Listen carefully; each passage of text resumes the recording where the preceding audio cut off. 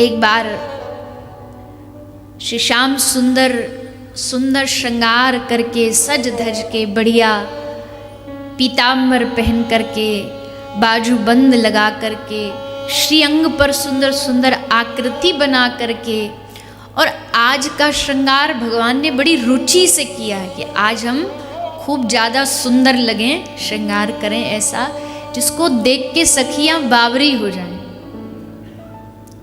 तो सुंदर श्रृंगार करके श्री ठाकुर जी निकुंज भवन में प्रवेश किए। सामने ही एक मंजरी विराजमान थी।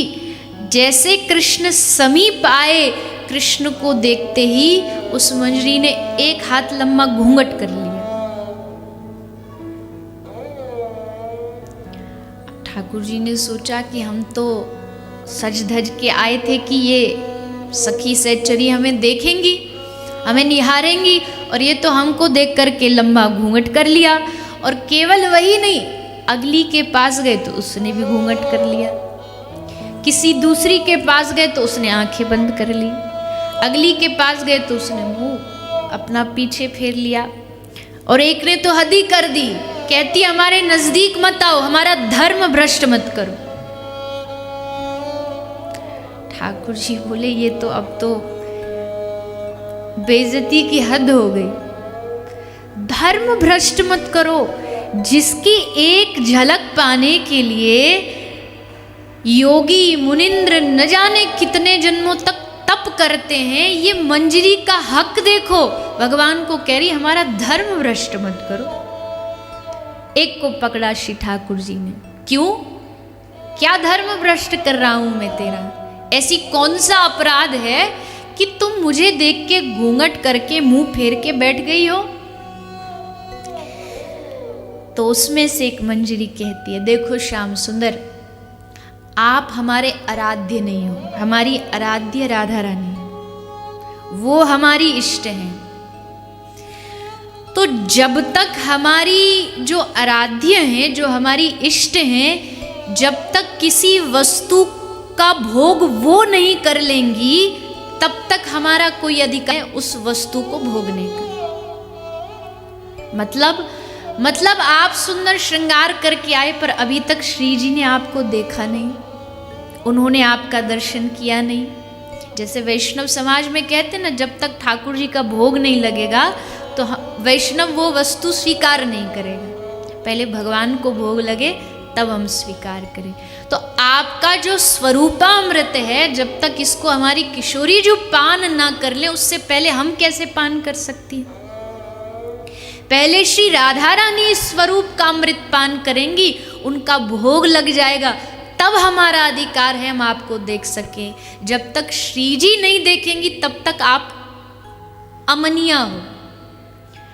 अमनिया वैष्णव समाज में जिस वस्तु का भोग नहीं लगा होता है उसको अमनिया बोलते हैं, ये अमनिया है।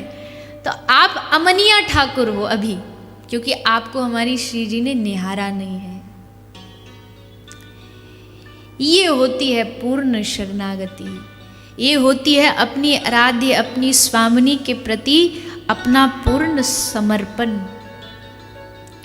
तो ये ब्रज भाव यही कहता है कि शेष शिव सनकादिक जिनके मंगल नाम का आश्रय लेते हैं, आश्रय लेके परमानंद का अनुभव करते हैं, वही प्रीतम मन ही मन नित्य प्रति श्री प्रियाजू के चरणार विंदों का ध्यान निरंतर करते हैं।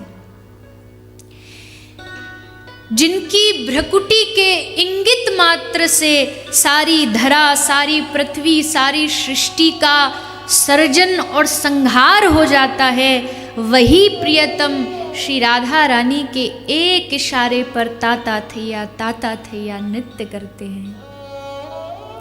जिन श्री ठाकुर जी के एक आज्ञा पर सूर्य चमकता है, वायु चलती है, अग्नि में प्रकाश आता है, वही श्री ठाकुर जी प्रियाजू के नेत्रों के एक संकेत पर उनके अनुव्रती बने रहते हैं। क्या कहें, कितना कहें जिनके चरण रज की प्राप्ति के लिए योगेंद्र मुनिंद्र निरंतर लालायित रहते हैं, वही प्रियतम श्री राधा रानी के चरणों की रज को अपने मस्तिष्क पर लगा करके अपने आप को सौभाग्यशाली समझते हैं। जिन भगवान से लौकिक पारलौकिक इच्छा पूर्ति के लिए लोग निवेदन करते हैं, उन श्याम सुंदर की अगर कोई इच्छा पूर्ण करता है तो वो स्वामिनी श्री राधा रानी है। जित जित भामिनी पग धरे तित तित धावत लाल। जित जित श्री स्वामिनी जी चलती हैं, उस ओर श्री ठाकुर जी चलने लगते हैं।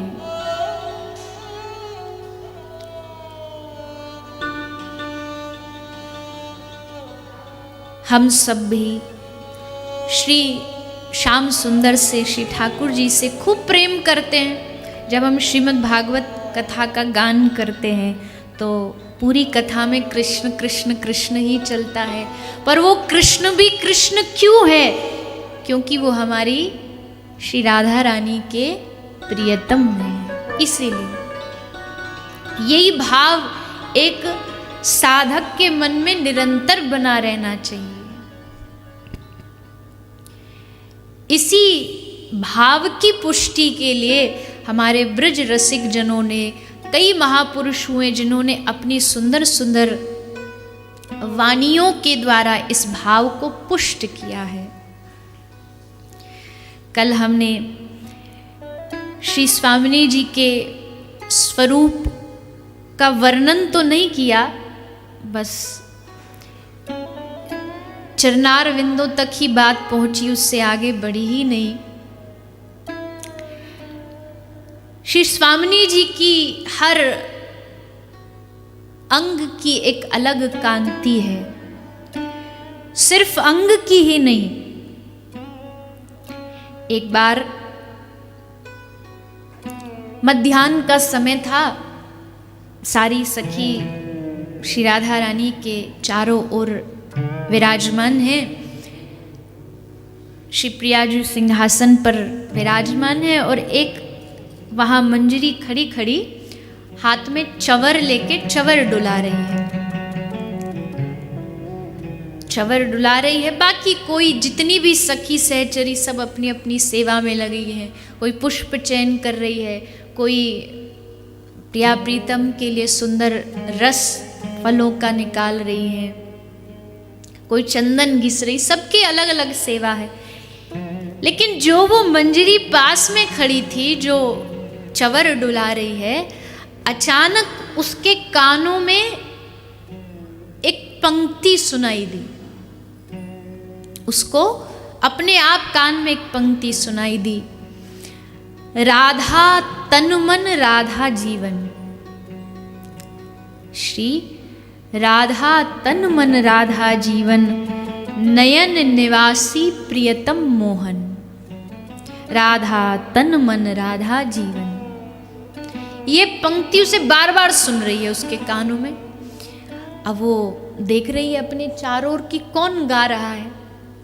उसने नीचे जो सखी सहचरी बैठ सबका मुख देखा, किसी का मुंह चल रहा हो, पर सब मौन थी, सब मौन अवस्था में सेवा कर रही थी। उसने आसपास कोई सुख सारी, कोई बैठा हो, कोई पक्षी, क्योंकि निकुंज के तो पक्षी भी बोलते हैं राधा नाम, तो वो देखा कहीं कोई पेड़ वेड़ पे बैठा हो, वृक्ष पे बैठा हो, टहनी पे, तो वहां भी कोई नहीं था, वहां भी कोई नहीं दिखाई दिया।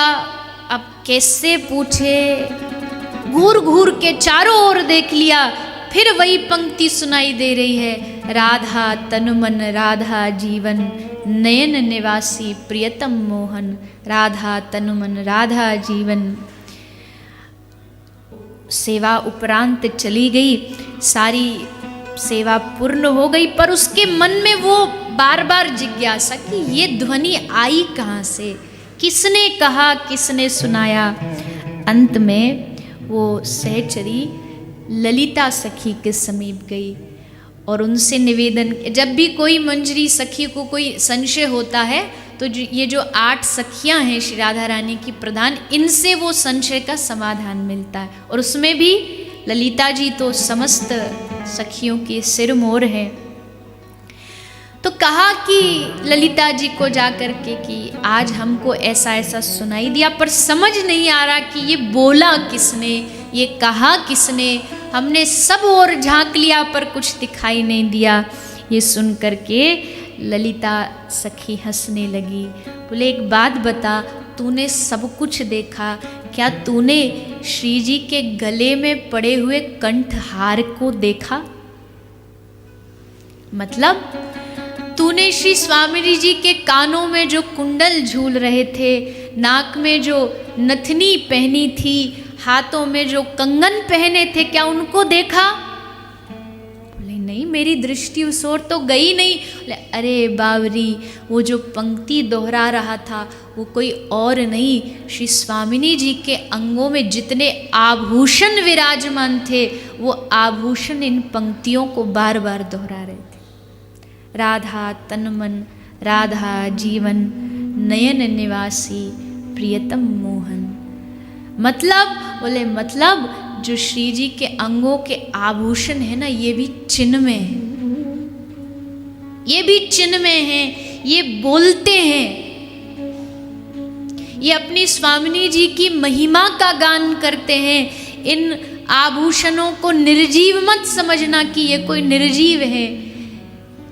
न जाने कितने भावों को श्री राधा रानी के गले में पड़ा हुआ पुष्पों का हार निवेदित करता है, कितने भावों को निवेदित करता है।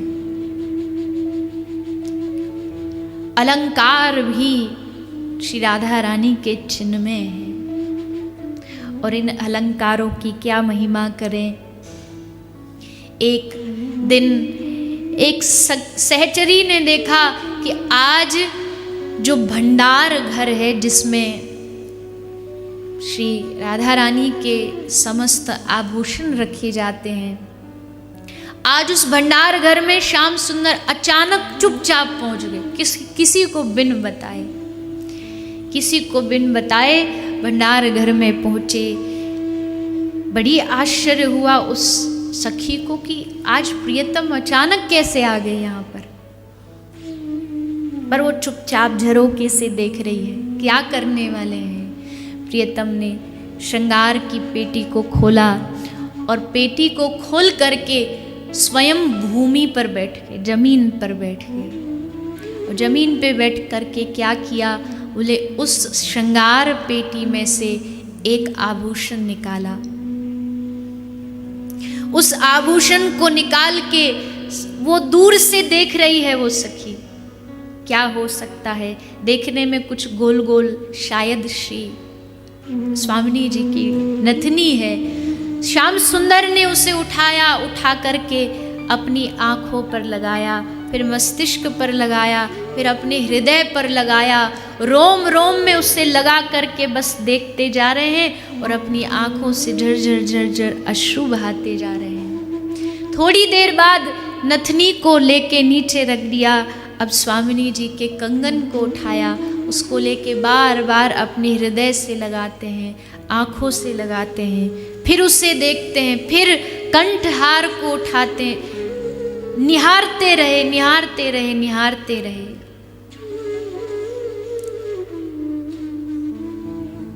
उस सखी से रहा नहीं गया, वो दौड़ी दौड़ी चित्रा सखी के पास गई, जाके उनको निवेदित किया कि हे चित्रा रानी, आज एक मैंने अनोखी चीज़ देखी। भंडार घर में श्याम सुंदर पहुंच गए और अचानक से क्या कर रहे हैं पता नहीं, कभी रोते हैं, कभी उस श्रृंगार को उठाते हैं, कभी हृदय से लगाते हैं, कभी कंठ से लगाते हैं। तो चित्रा सखी बोली, चल मेरे संग चल, पूछ के आते हैं क्या लीला कर रहे हैं। उस सखी ने कहा, नहीं नहीं नहीं, मेरा साहस नहीं है कि मैं श्याम सुंदर से ये सब बातें जाके पूछूं, मेरा अधिकार नहीं है। चित्रा सखी हंसी, अरे बावरी तू जानती नहीं है, जितना हम अपने प्रिया प्रीतम से प्रेम करते ना, उतना वो भी हमसे करते हैं। कोई छुपाव नहीं रखेंगे, अगर हम पूछेंगे तो सब भाव बता देंगे। तू चल मेरे संग। और चित्रा सखी का हाथ पकड़ करके चल पड़ी। वो आ गई श्री श्याम सुंदर के पास। श्याम सुंदर उन श्रृंगारों को ही पकड़ के बैठे थे। चित्रा और उस सखी सहचरी को देखा तो एकदम आश्चर्यचकित हो गए। चित्रा ने पूछा, श्याम सुंदर आप क्या कर रहे हो? कहा, मुझे इन स्वामिनी जी के आभूषणों से बड़ा प्रेम है, लेकिन सबके सामने तो व्यक्त नहीं कर सकता, इसलिए आज एकांतिक मौका पाया। देख चित्रा, ये है हमारी स्वामिनी जी के चरनार विंदों के बिछिया, और ये इस बात के साक्षी हैं कि जो भी उनके चरणों में आता है ये सबको आश्रय प्रदान करती हैं, शरणागति प्रदान करती हैं।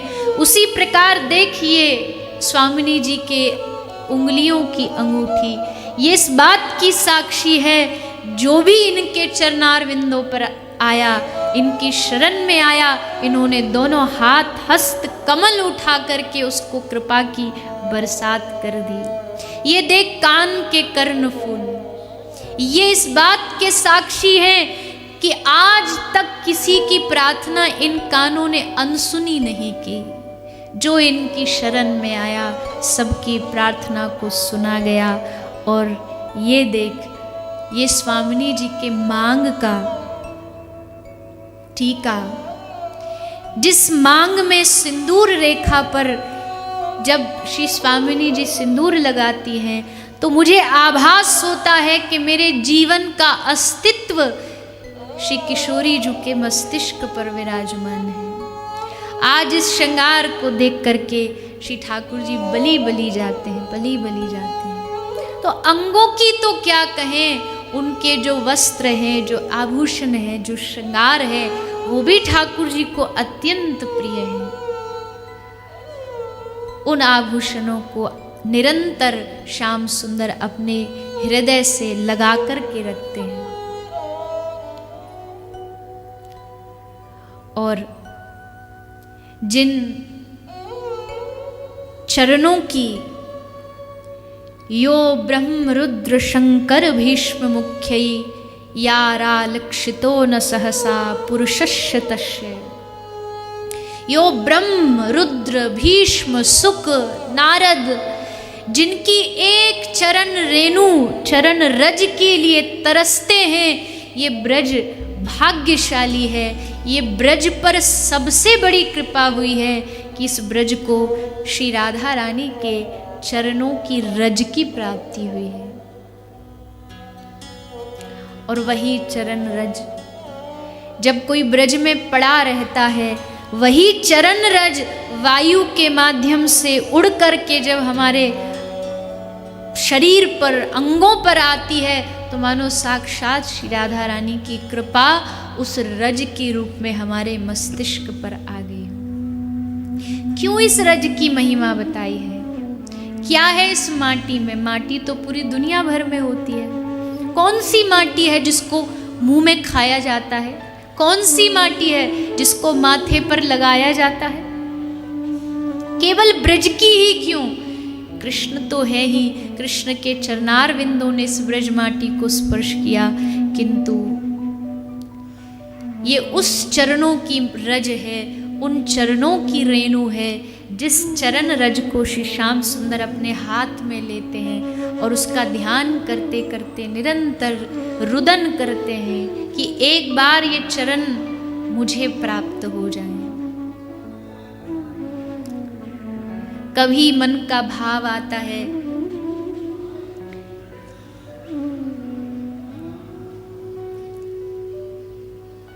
एक दिन सेवा चल रही थी निकुंज में, ठाकुर जी पहुंच गए। श्री राधा रानी के श्रृंगार का समय चल रहा है। ठाकुर जी पहुंच गए। ललिता सखी ने पूछा, क्या काम है, किस लिए आए हो? जानते नहीं हो श्रृंगार का समय हमारी स्वामिनी जी का, अभी क्यों आए हो यहाँ पे? तो श्याम सुंदर ने बड़े विनम्र वाणी से ललिता को कहा, ललिता आज तू मुझे एक वचन दे, जो मैं कहूँगा तू वो काम कर देगी। ललिता बोली ऐसे कैसे वचन दे दूँ, तुम टेढ़े हो, पता चले तुम्हारा काम भी टेढ़ा हुआ तो। श्याम सुंदर बोले ललिता तू इतना तो जानती है कि मेरा कोई कार्य श्री राधा रानी के सुख के अलावा दूसरा कोई नहीं होता। जो भी कहूँगा उसमें कुछ ना कुछ तेरी स्वामिनी का ही सुख होगा, तो बता देगी वचन। ललिता राजी हो गई, हाँ वचन देती हूँ, जो भी आप कार्य कहोगे, जो भी काम कहोगे, मैं आज आपके काम को बना दूंगी। देखो सखी का सौभाग्य, ठाकुर जी को काम बनाना तो ललिता से निवेदन कर रहे हैं कि तू मेरा काम बना दे आज। ललिता ने पूछा कहिए क्या का आज आपका क्या भाव है। तो श्री श्याम सुंदर ने अपना हाथ आगे किया और देखा कि हाथ में छोटी सी डब्बी में श्याम सुंदर एक लाल रंग का महावर लाए हैं। कह रहे ललिता आज लाल लाल पुष्पों को मैंने खुद चुना अपने हाथ से, उसका रस निकाल करके आज मैं ये महावर लाया हूँ, तो दे दो, लाओ। अभी श्रृंगार के समय सुदेवी चरणों में महावर लगा देगी। नहीं नहीं नहीं नहीं, उसके लिए थोड़ी, आज मेरा भाव है कि आज मैं तुम्हारी स्वामिनी के चरणों में महावर लगा। ललिता हंसी बड़ी जोर से।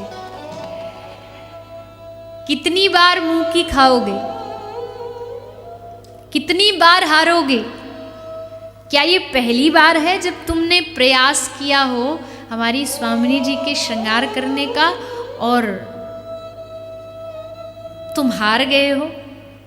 ठाकुर जी बोले नहीं, आज तो मैंने ठान लिया है, आज कुछ भी हो जाए, आज तो अपनी स्वामिनी को महावर लगा के रहूंगा, बस तू मौका दिलवा दे, तू एक बार बस सुदेवी को मना ले कि आज मुझे अवसर दे दे। ललिता सखी ने कहा अच्छा कोशिश करती हूँ। ललिता सखी आ गई, सुदेवी श्री स्वामिनी जी का श्रृंगार कर रही हैं, सुंदर वेणी बना दी, सुंदर श्रृंगार आभूषण। अब महावर का समय आया तो ललिता ने इशारा किया तो रुक गई सुदेवी। स्वामिनी जी ने देखा आज कैसे रुक गई बीच में, तो सुदेवी ने हाथ हटा लिया और नीचे देखा तो श्याम सुंदर अपने हाथ में महावर लेके बैठे। अब श्री स्वामिनी जी ने देखा तो कहा कि ये क्या है?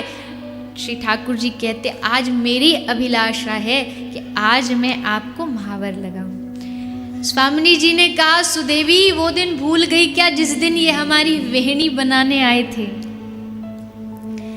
इनको न दर्पण का होश रहा, ना कंघी का होश रहा, कोई शरीर का बान नहीं रहा, आज फिर हारने आए हैं क्या? लेकिन प्रियतम कहते नहीं, आज तो मैं करके दिखाऊंगा। तो स्वामिनी जी ने सुदेवी को इशारा कर दिया कि चलो मौका दे दिया जाए, अवसर दे दिया जाए। अब लेकर के श्याम सुंदर हाथ में महावर बैठ गए। सब सखी सहचरी देख रही हैं कि चलो देखते आज कितनी हिम्मत करके आए हैं, क्या कर पाएंगे। बैठ गए श्याम सुंदर। स्वामिनी जी ने अपना चरण दिया, ठाकुर ने उस चरण को अपने हाथों पर रखा और उसको अपने हाथ पर रख करके महावर लगाने के लिए तैयार हुए। जैसे कर पल्लव में श्री जी के चरणारविंद आए, उनको देखते ही मन में भावों की लहर उठ गई। श्याम सुंदर ने हाथ में लेते ही सोचा ये श्री चरण कितने कोमल हैं, कितने कोमल हैं। इन कोमल चरणारविंदों को जब हमारी स्वामिनी इस धरती पर धरा पर रखती होंगी तो इस रज के कण भी उनको चुभते होंगे। कितने कोमल चरणारविंद हैं। उन कोमल चरणारविंदों को देखते देखते ठाकुर जी धीरे धीरे धीरे भाव में डूबने लगे। सखियों ने देखा आज फिर जा रहे हैं, फिर हारने वाले। ललिता ने इशारा किया, अरे श्याम सुंदर किस काम के लिए आए थे, पूरा करो। एकदम भान आया, हाँ हाँ हाँ, फिर से एकदम सतर्क हुए और फिर चरणारविंदों को पकड़ करके फिर उन श्री चरणों को हाथ में लेके फिर आगे बढ़े, प्रयास किया और जैसे चरणों को देखा फिर मन में आया ये श्री चरण कितने सुंदर हैं, कितने समधुर हैं, कितने गौरवर्ण हैं। इन चरणार विंदों को देख करके इनकी तुलना दुनिया के किसी सौंदर्य से नहीं की जाती। मैं कितना सौभाग्यशाली हूँ कि इन चरणार विंदों की प्राप्ति मुझे हुई है। ये सोच सोच के ठाकुर जी पुनः एकदम जड़ बन गए, मूर्ति व जड़ बन के एकदम कोई भान नहीं रहा शरीर का। समीप में खड़ी थी सभी सखी सहचरी। स्वामी जी समझ गए कि ये काम इनसे होने वाला नहीं। सुदेवी को कहा, सुदेवी तू कर अपना काम, ये नहीं जीत पाएंगे। सुदेवी ने हाथ में वो महावर लिया और लेकर के श्री राधा रानी के चरणों में लगा दिया। हार गए प्रियतम, लेकिन ये हार कैसी है? कहा विश्व की संपूर्ण सफलताएं इस हार पर न्योछावर है। जब प्रियतम हार जाते हैं तो इसका मतलब अब भावरस और बढ़ गया है, क्योंकि इस हार में समस्त सफलता, समस्त जीत छुपी हुई है। हम उन श्री राधा रानी के आश्रित हैं जिनके चरणार विंदों की आशा श्याम सुंदर निरंतर करते रहते हैं। इन चरणों को कभी छोड़ना मत। हमारे जीवन में ऐसी बहुत सारी लोभ भरी बातें सुनने को मिलेंगी। लोग हमें इस भाव से भटकाने का प्रयास करेंगे। बार बार लोग कहते हैं ये राधा राधा राधा, ये कोई राधा, ये सब तो कहानी है, कौन थी राधा? खूब आपको भटकाने का प्रयास किया जाएगा। कौन से ग्रंथ में लिखा है ये राधा रानी के बारे में? कौन सी वेद उपनिषद कहती है कौन थी राधा? पर तुम चूक मत जाना, कभी चूक से, गलती से अपने इस विश्वास पर संदेह मत कर लेना कि क्या ये कहीं सच तो नहीं कह रहे। राधा वेदों में तो लिखी ही नहीं है, उपनिषदों में तो लिखी नहीं।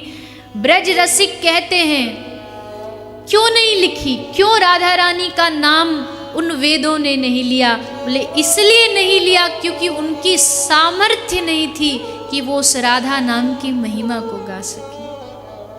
सामर्थ्य न होने के कारण उनकी महिमा गा नहीं पाए, इसलिए नहीं कह पाए कि हिम्मत नहीं जुटा पाए, कैसे करें। और उसमें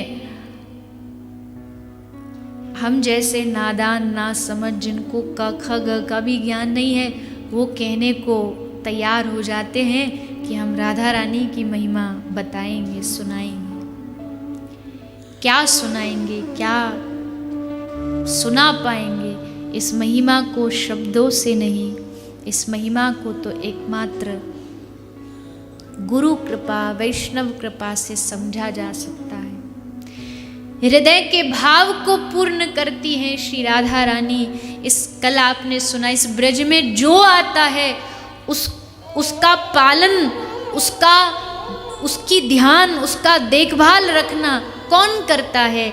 एकमात्र हमारी राधा रानी करती है।